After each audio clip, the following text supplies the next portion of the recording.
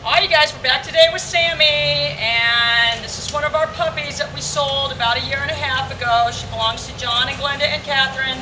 Hi, you guys. And Sammy is not as sensitive as a lot of dogs, so it's hard to tell. Every once in a while, you're going to get one that isn't that sensitive. Why did it have to be theirs? Anyway, but you can still train him. You may have to occasionally bump this continuous button on the bottom in place of the nick, though. So I know I've said before we almost never use the continuous, but on a dog like this, sometimes you may have to when they're real excited. She's pretty calm right now. But what we want to talk about today a little bit is the going in the place thing again. We don't talk about that maybe as much as we should. So we want to have a little cot like that. If you guys can get one of those cots, that's just a kitty cot that they use for kids, or they've actually got dog cots, but we like those because they're longer than they are wide, and so they're easier to kind of transport around. So what you want to do is you want to use your pager, and you're going to direct the dog the direction that you want it to go with the hand closest to the dog.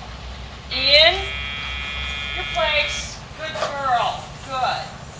So remember, always use the hand closest to the dog. Don't do this hand. We kind of use this hand to come around this way. So then same thing, to get the dog back, we want to use the pager.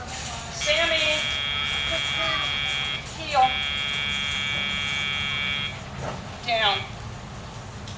And most of them we teach to go around this way, but this particular dog goes around behind. Good girl. Good girl. Good girl. So same thing, you want to get them to look in the direction you want them to go. In.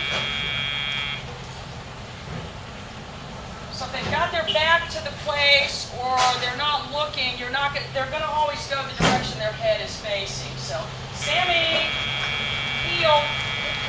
Heel. All right, down.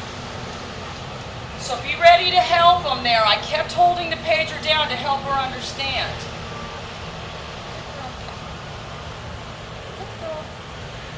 In your place. Good girl.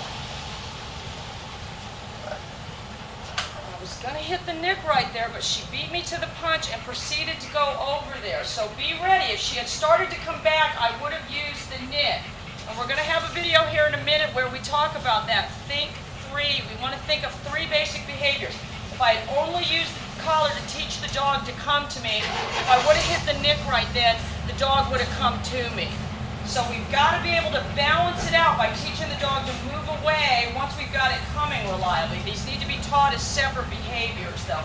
Sammy, heel, good girl. Heel, all right. Down. Heel. Heel, good. Heel, in. In, good. Girl. Good girl. So I kept holding it down right there to help her understand to go, and then when she got to a little impasse, I used the nick. Good girl. Sammy, good girl. Heel, heel, right. Down. And then you want to repeat the behavior again to give them a chance to learn. In, good. So be prepared. They're never really trained to do something until they try not to do it and show them that they have to. Sammy, good girl. Heel. All right, down. What a good girl. In your place. In. All right. Good girl.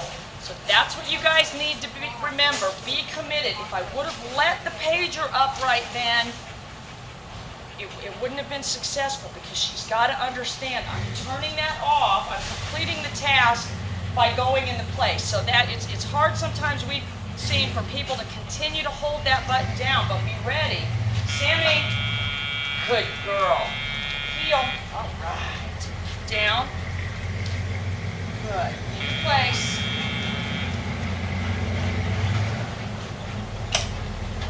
And then repeat it again so that the dog is successful. All right, you guys, let Sammy go swimming right now, and we'll see you soon. Bye.